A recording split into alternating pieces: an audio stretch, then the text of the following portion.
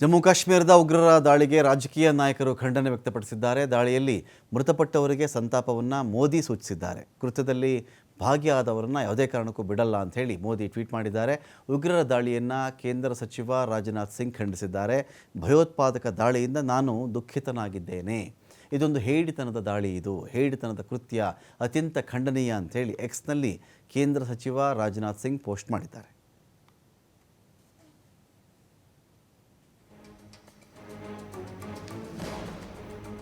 ಜಮ್ಮು ಕಾಶ್ಮೀರದ ಉಗ್ರರ ದಾಳಿಗೆ ರಾಜಕೀಯ ನಾಯಕರು ಖಂಡನೆ ವ್ಯಕ್ತಪಡಿಸಿದ್ದಾರೆ. ದಾಳಿಯಲ್ಲಿ ಮೃತಪಟ್ಟವರಿಗೆ ಸಂತಾಪವನ್ನು ಮೋದಿ ಸೂಚಿಸಿದ್ದಾರೆ. ಕೃತ್ಯದಲ್ಲಿ ಭಾಗಿಯಾದವರನ್ನು ಯಾವುದೇ ಕಾರಣಕ್ಕೂ ಬಿಡಲ್ಲ ಅಂತ ಹೇಳಿ ಮೋದಿ ಟ್ವೀಟ್ ಮಾಡಿದ್ದಾರೆ.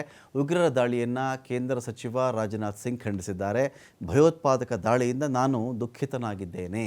ಇದೊಂದು ಹೇಡಿತನದ ದಾಳಿ, ಇದು ಹೇಡಿತನದ ಕೃತ್ಯ, ಅತ್ಯಂತ ಖಂಡನೀಯ ಅಂಥೇಳಿ ಎಕ್ಸ್ನಲ್ಲಿ ಕೇಂದ್ರ ಸಚಿವ ರಾಜನಾಥ್ ಸಿಂಗ್ ಪೋಸ್ಟ್ ಮಾಡಿದ್ದಾರೆ.